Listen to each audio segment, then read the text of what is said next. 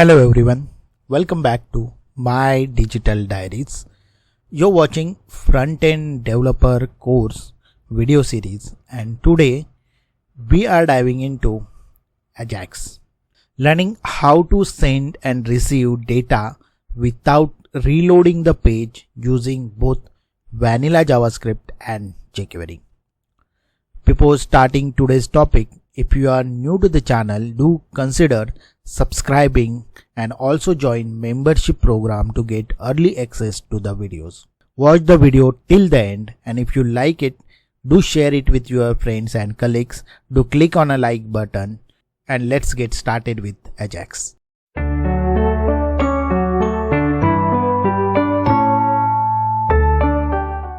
Let's start with a very common question. What exactly is AJAX? AJAX stands for Asynchronous JavaScript and XML. It is a powerful technique that allows us to update specific part of the web page without reloading the entire page. This is what makes modern website feel fast and dynamic. For example, when you post a comment or load a new content instantly without refreshing. AJAX works using a combination of web technologies. First is HTML and CSS, which is used for structure and designing. Then we have a JavaScript, which handles user interaction. XMLHttpRequest object or a fetch API, which we'll use to communicate with the server. And finally, JSON and XML to exchange the data together. These make it possible to send and receive data from a server asynchronously, meaning without interrupting what the user is doing. So in short, AJAX makes website faster, smoother and more interactive. Now that we know what AJAX is, let us understand how exactly it works. The process starts with a user action, for example, typing something in a search box. The moment the user types, JavaScript captures that as an input and prepare to send it to the server using AJAX. Once the input is captured, AJAX sends a request to the server in the background, meaning the user does not even notice anything is happening on the page. The server processes the request, retrieves the necessary data and sends a response back to the browser, usually in JSON format. As soon as the data is received, JavaScript updates the part of the web page dynamically without reloading the entire page. This is exactly how features like search suggestion, auto refresh works. So that's the complete flow of how AJAX works. Let us see why AJAX. So without AJAX, page reloads every time, whereas if you are using the AJAX, then the page updates dynamically. Only the part where the data is changed is getting updated when you are using a AJAX. Without AJAX, the user experience is slower, so slower user experience, whereas AJAX builds fast and seamless user experience. Without AJAX, server has a more load, so server gets a more load, whereas with AJAX the less data transfer, because only the part which is getting changed is getting transferred, so data is transferred less, so less load will come if you are using AJAX. Without AJAX is used for the building old school website, whereas the modern and interactive apps are built by using AJAX. If you want to see the examples where you can use AJAX are like submitting a form without page refresh, loading comments dynamically like you have seen it YouTube and Facebook. Auto search suggestion, it's a common use where you can have the AJAX used. So this is the reason why you can see the AJAX is more dynamic. It updates the pages dynamic, it's faster, and it is useful for interactive, more modern interactive apps. Let us look at how to actually implement AJAX using vanilla JavaScript. We will go through two approaches. Let us start with traditional approach, and that is XMLHttpRequest, which is core object behind AJAX. So this is the simple example of it. XMLHttpRequest is basically a object, a core object which we use for the AJAX. Then we use XHR.open method to define request type, the API endpoint. In this case, a GET request to fetch a random user data.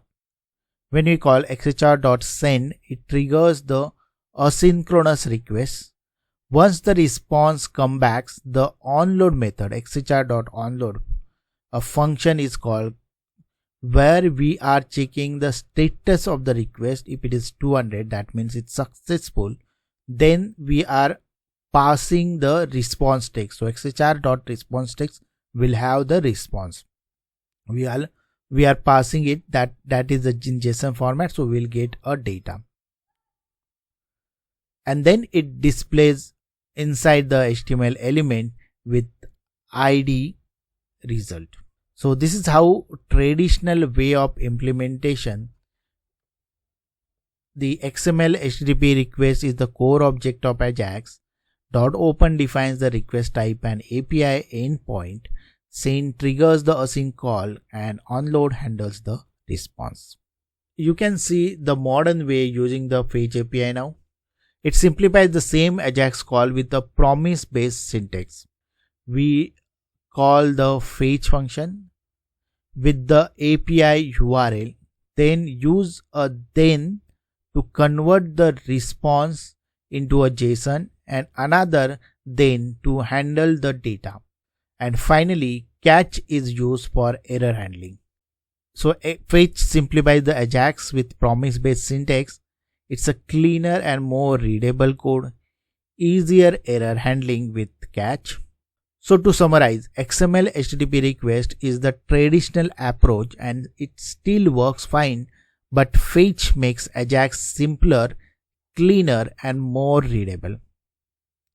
Next we will see how to achieve the same thing using jQuery. jQuery provides an easy way to use methods called $AJAX, which handles everything from sending the request, receiving the response and managing success or error all in one place.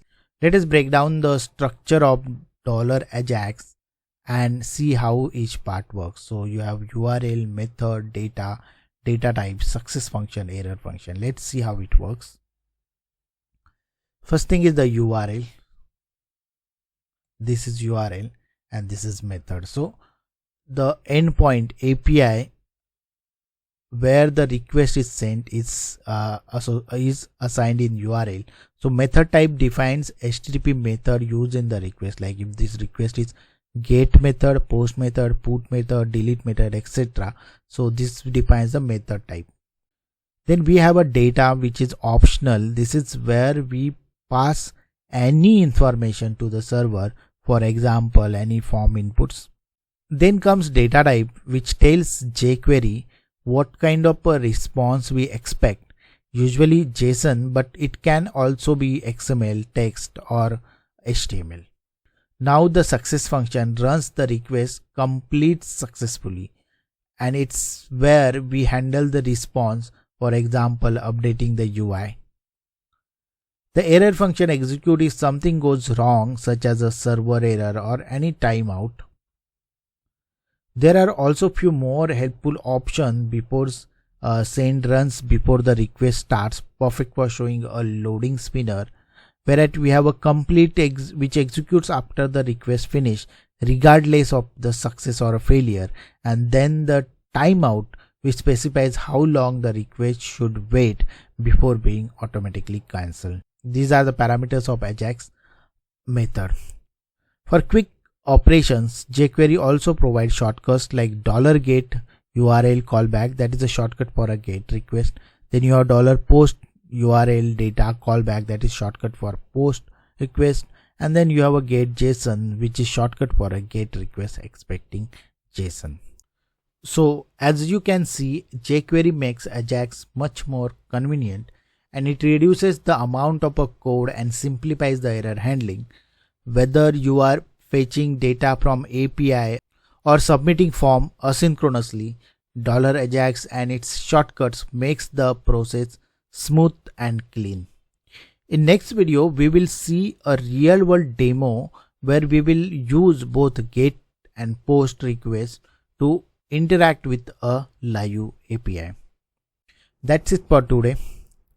In today's video, I hope you have understand what is AJAX and the basic of AJAX, how it works.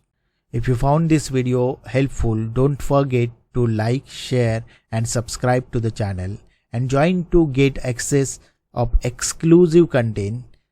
I will meet you in the next week in the next video. Thank you.